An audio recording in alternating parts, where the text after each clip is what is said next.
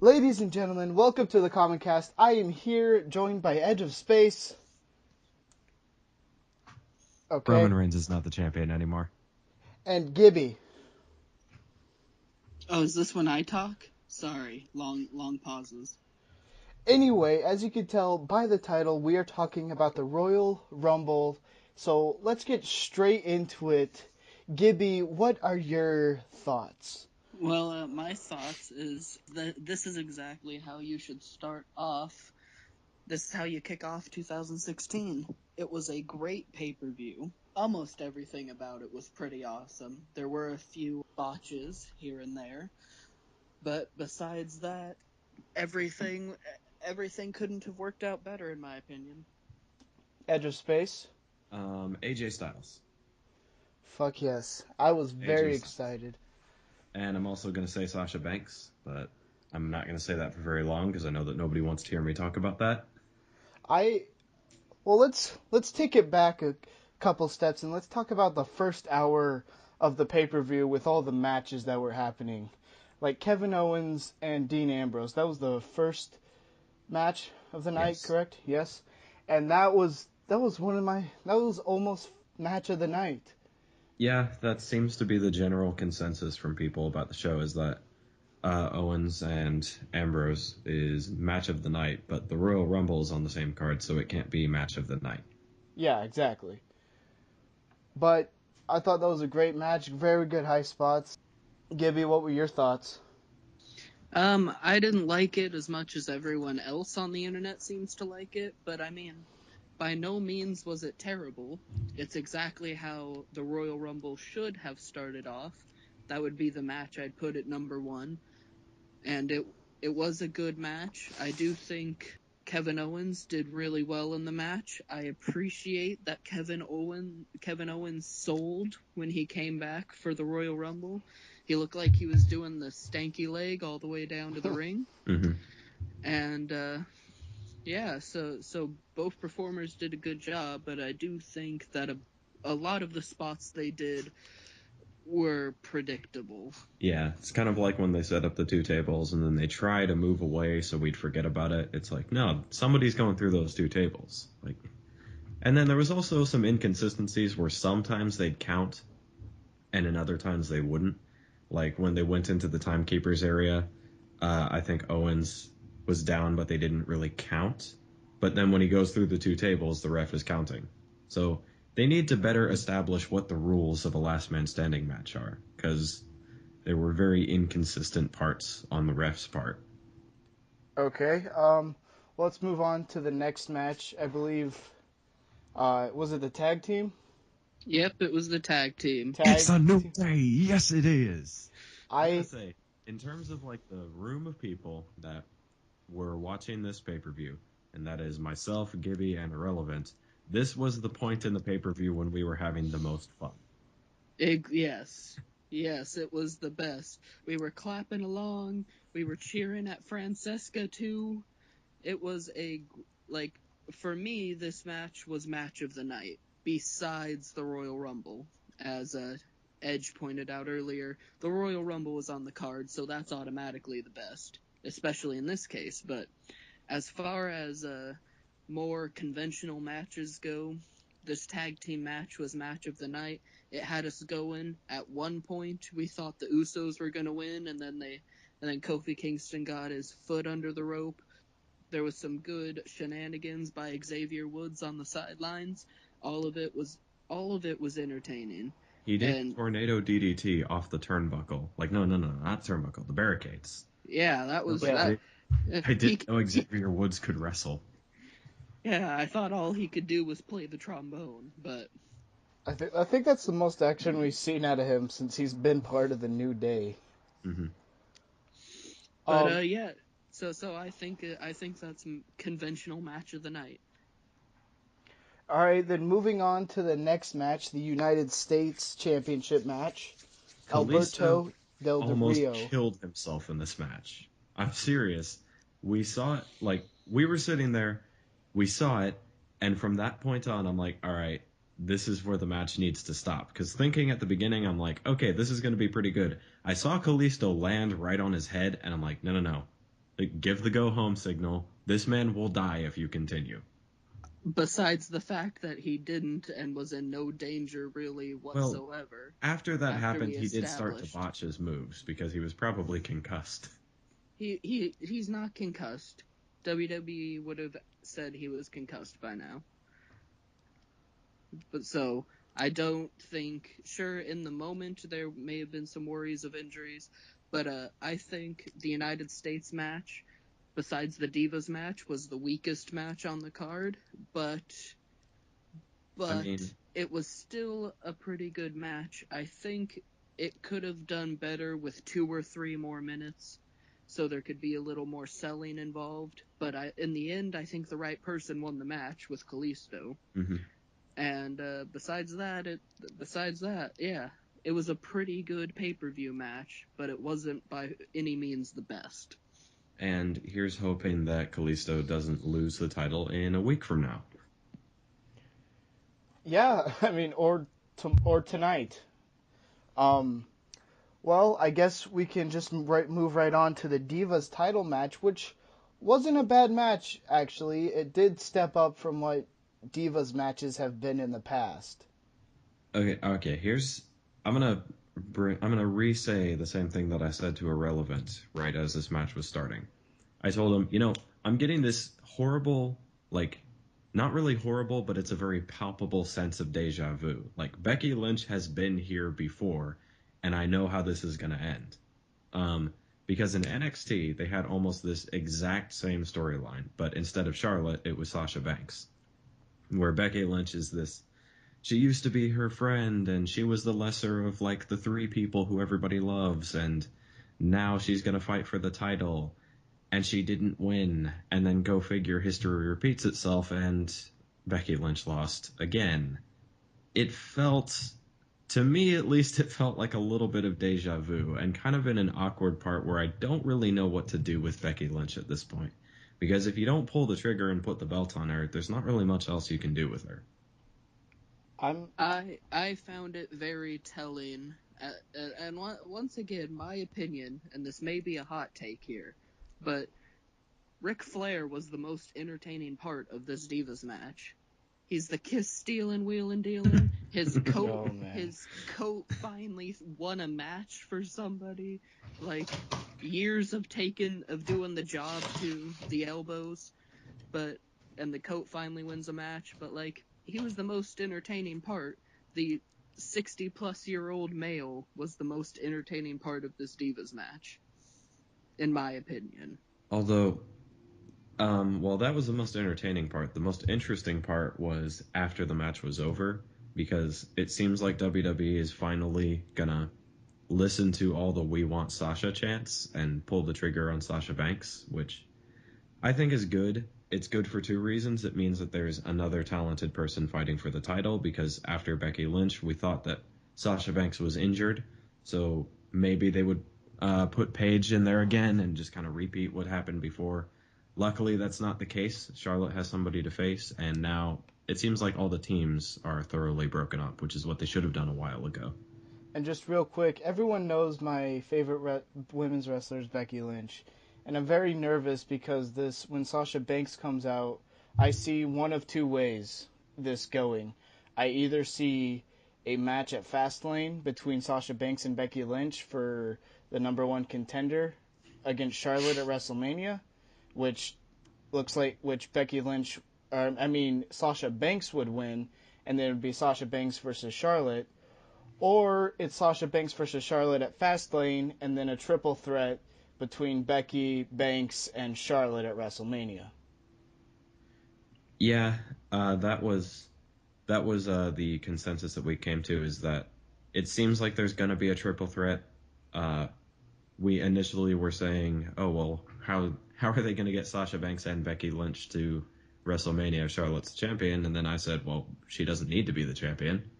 You have Sasha Banks win it in Fastlane, and then you can have your triple threat. Makes perfect sense. Or you can still have Charlotte win and have the triple threat anyway. Yeah. The champion doesn't really matter in this case scenario. But either way I look at it, Becky Lynch is not going anywhere special. So yeah, that's a little disappointing for me. Yeah, she's kind of the Dean Ambrose of the women's division, and where she has people who are behind her, but she herself is just kind of missing something to get the major push that she needs. Yeah. Yeah, except she didn't beat up Triple H, so Yeah, I'm is using. that.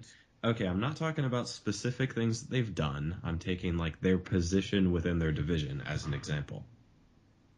Yeah. All right, Okay, well, moving so on to definitely the highlight of the night is the actual Royal Rumble match. Initial thoughts just afterwards. AJ Styles. I actually got, when he came out, I started screaming, and the hall monitor guy that lives in my dorms came and said I had a couple noise complaints. So that was great. I was very excited. See that sounds dumb because the rest of your dorm mates are probably pretty loud from what I hear. Anyways, AJ Styles. Only problem I have with AJ Styles' debut is that they should have, I don't know, had him actually hit people throughout the match. Yeah, he Like wasn't it on the seems attack like at all. Yeah, it seems like he came in only to take moves from everybody. Like, he should have at least hit a spiral tap or hit a Styles Clash. He should have hit something. He did Well, hit he did hit the real Superman punch, is what I'm going to call it. But it was like they were doing a replay of a previous thing, and it was in the tiny window. oh, So they that's because missed an they don't want to opportunity. show him do a Superman punch. That's Roman Reigns' move. Roman Reigns is the top dog, not AJ Styles. Okay, well then call it like fucking a flying punch. Who cares? Because it's the same thing. A tight-wearing cape I man's care. punch. We'll call it that.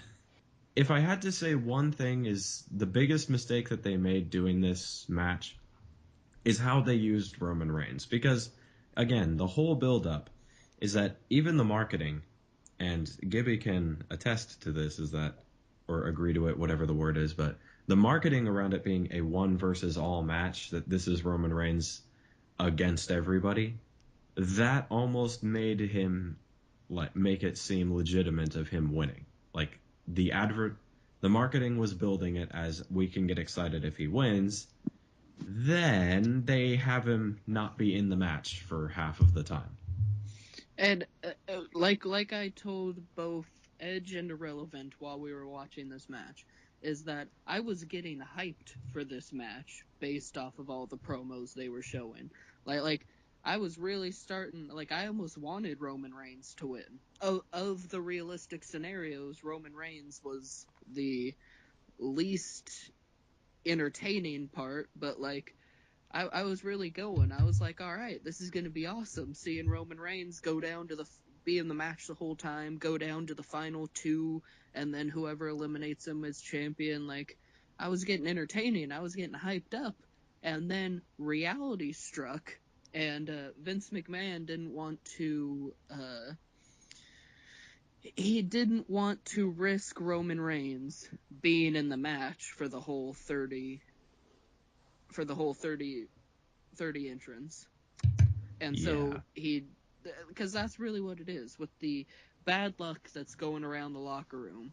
Vince McMahon didn't want to risk Roman Reigns wrestling the whole hour of the match and risk getting him injured.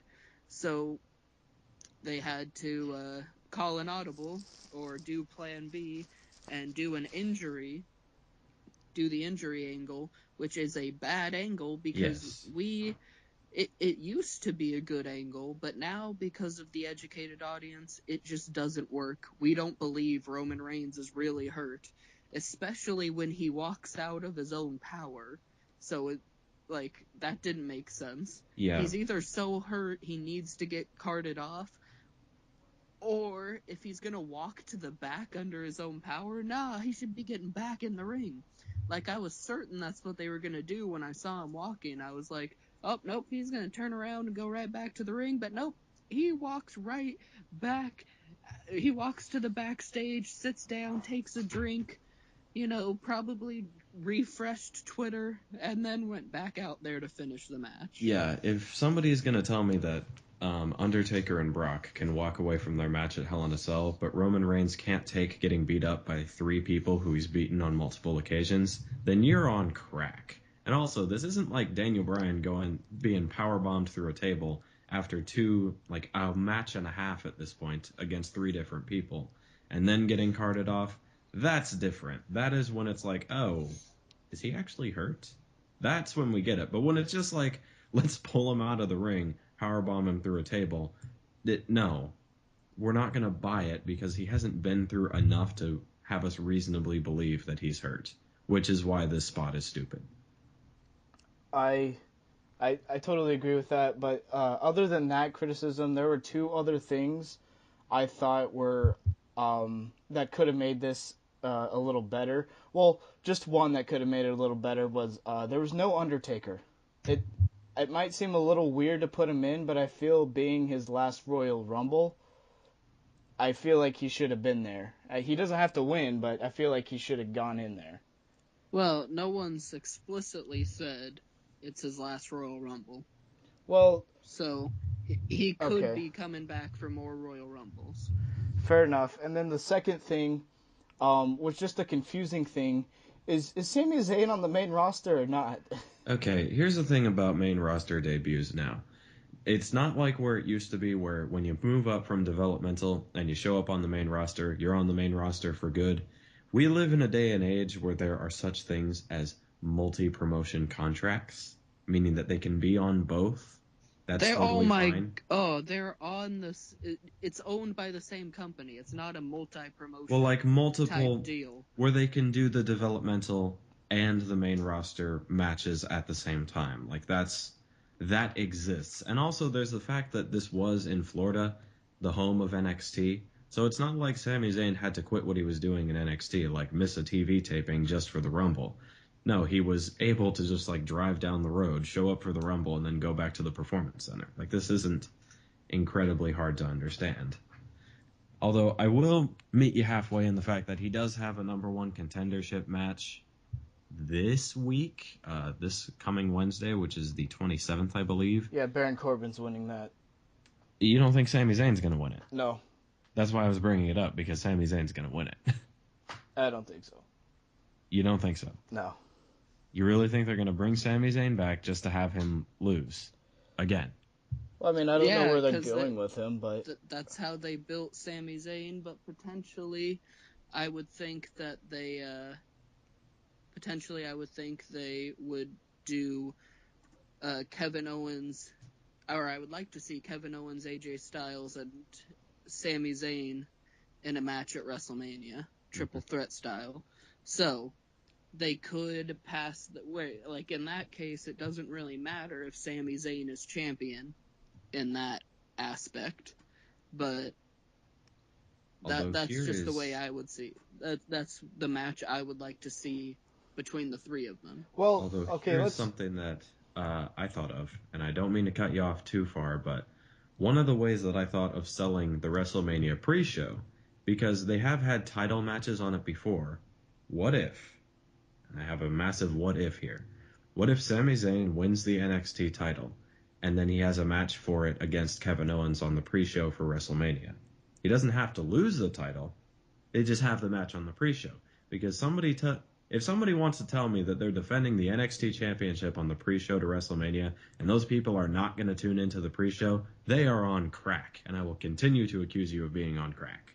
I guess I just don't know how well that would work out. It just seems like a weird concept. I would tune into it, don't get me wrong. It's just a massive what if. Okay, it's not like they haven't had title matches and title changes on the pre-show before. Well, yeah, and at this point, it would almost be foolish for them not to feature NXT in some form or another at WrestleMania. I see it as a prime opportunity. That's all I see it as. Let's talk about who won the Royal Rumble, Triple H. Yeah, I feel like if you were a smart wrestling fan, you knew this was going to happen. I thought Brock Lesnar was the guy who was going to do it, but then Triple H was a close second for me. So here's the thing. The way that I've heard this described is that this Royal Rumble was a combination of like one of the better Royal Rumbles and one of the worst Royal Rumbles. And that is the 92 Rumble and the 99 Rumble. 92 Rumble, the title was on the line, and the 99 Rumble, that was when McMahon won it. And it was under very similar storyline circumstances, only it was Stone Cold then, and it's Roman Reigns now. And it kind of turned out the same way, although Triple H winning it is far more believable than McMahon winning it. So that's a step in the right direction, I think.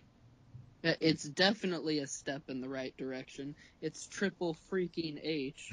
I mean, there's not many matches, even if you're a smart, that you're going into thinking, oh, Triple H can't win this. Well, we did kind of say that against Sting, but that was storyline wise, not that, but between like actual wrestling history, most logic dictates that Triple H would win a match. Yeah. So having Triple H come in at number 30, especially when he doesn't have much ring wear, I mean, logically, smart money is on Triple H at number 30. Mm-hmm. Which actually happened. Someone won from the number 30 for the second time in history. Third time in Royal Rumble history. Yeah, Taker won in 07, Cena won in 08, and now Triple H has won in 16. Oh, yeah, if you want a who's who of WWE, there's your... They all came in at the number 30 position. But besides that, let's talk real quickly, I've already hinted on it, is about how Dean Ambrose fought... Well, Dean Ambrose was the second to last guy. He was the last guy eliminated. Who thought that? No one did. No one. And at one point, and this maybe is a little bit of Triple H's selling abilities, but at one point I had actually thought he'd won. Because Triple H was falling backwards, no hands on the rope, feet off, and he just barely catches himself. And in that split second, I was actually fooled, and I was like, no way, did Dean Ambrose just... Nope. Triple H, he's hanging on, just barely, but he's hanging on. He's doing the Shawn Michaels spot. Which is done far too frequently now. Like, I said that during the match. Jericho did the Shawn Michaels hang on the top rope, your feet are almost touching the ground like 3 times in this match. On, like, from a camera angle, we could see it. It's like, we've seen... Stop. Do something different. Although I will say it's a little bit different seeing a guy of Triple H's size do it. Okay, yeah, that is fair, but... You'd expect him to get crushed under the weight of all those muscles. But nope. And he got it. There was a moment during this where I was like, may the wrestling gods bless Triple H. Because he took a Superman punch, but he didn't take a Superman punch. Reigns clearly missed, and Triple H called upon the wrestling gods to sell that move, and he sold it like a boss. Exactly. like you could... It's not like you could just see a little bit of daylight. It was a complete and utter whiff, an air ball. There wasn't, like... It's moments like those that people who don't like wrestling use to say wrestling is fake. Because that was just... ugh. But Triple H, he tried his damnedest to make up for it. Exactly. Sell of the night goes to Triple H and on the move that never happened. And also, here is an interesting prospect that I looked at, and this is the last point I'm going to make about this. You look at Ric Flair has 16 world title reigns. Cena has 15, and Triple H has 14. Triple H is currently in the title picture, and John Cena is out for like the next 8 months now. Do you think that they would have Triple H tie Ric Flair's record before they have John Cena do it? It wouldn't shock me. You have the 2 Vince McMahon Golden Boys in the hunt, so no, I mean, it wouldn't shock me at all. But I also don't think they're holding out. Like, I don't think any of the 3 parties are thinking about that too much. Vince McMahon, John Cena, or Triple H. But I think they'll do it if the storyline fits it. but they're not going to make Triple H lose the title and win it back just to tie the record. Mhm. I feel like that definitely will happen almost. I feel like the only reason Triple H won this Rumble is because there were so many injuries. Because, we heard John Cena was supposed to win it. So I feel, Okay, he was just hold, kind hold of on. in I'm there. going to stop you right there. We didn't hear that John Cena was supposed to win it. We heard that John Cena was supposed to face Taker. That's Oh, what we that's heard. right. But I'm starting to think that maybe this was the plan all along, that Triple H and Roman Reigns was going to be at WrestleMania, and they had Brock Lesnar kind of insert himself to maybe do a bait and switch, which kind of happened. But I think this was the plan to begin with. Let's really be honest with ourselves here. And my last point on the Royal Rumble is prepare yourselves, because there will be Bray Wyatt versus Paul Heyman promos to come. Yes. I am going to enjoy the hell out of that. In fact, in 12 minutes while we're recording this, Raw starts, and there are a few questions I need answered after the Royal Rumble. I need to know what they're doing with AJ Styles. I need to know what Triple H is going to say, given that he's the new champion. And I want to hear a Bray Wyatt Paul Heyman promo. And lastly, I need to know what they're going to do with The Undertaker, because they should start establishing that fairly soon. All right, Torque, we're giving you the go-home cue. All right, ladies and gentlemen, hopefully you enjoyed this episode of the Common Cast. The Royal Rumble was overall just a great way to start off the year, and hopefully there's more to come. Be sure to hit that like button for more Common Cast. Leave in the comments what you thought about the Royal Rumble. What did you like the most? What didn't you like the most? What did you think could have made this better? Also, follow us on Twitter at TG Commoncast for all the updates. And on that note, we will catch you later.